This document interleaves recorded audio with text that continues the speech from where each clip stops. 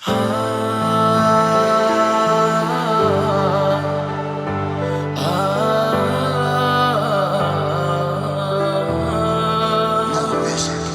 giderim seni görüvem.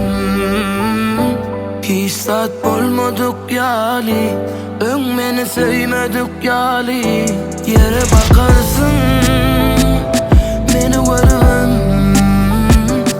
Üzüllü duygulun bari, özüm açtın bu yali.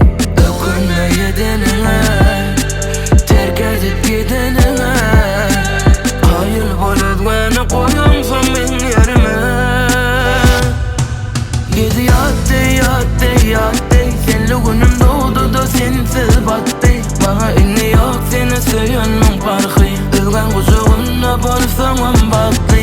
Gidi yat senli günüm doğdu da sensiz battı. Bana inni yok seni söyönün farkı. Ölgen kucağına bolsam baktı.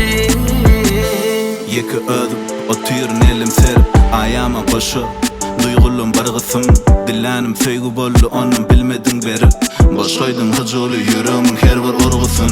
Ondanın az gördün, maňa da unut diýdin. Duygulum can verýänçe divara gabadın. Inni menim beýleme bakaryn yedi ýat ýaly. Öňde soňda duş elaýsa suduruňa gabadım.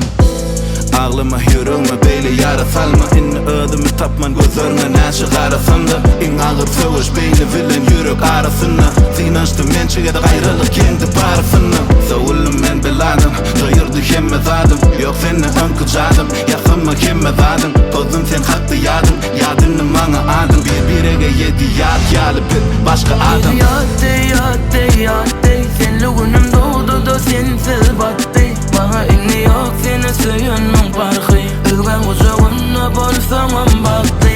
Gidi yat senli günüm doğdu da sensiz battı. Bana inni yok seni söyönün farkı. Ölgen kucağına bolsam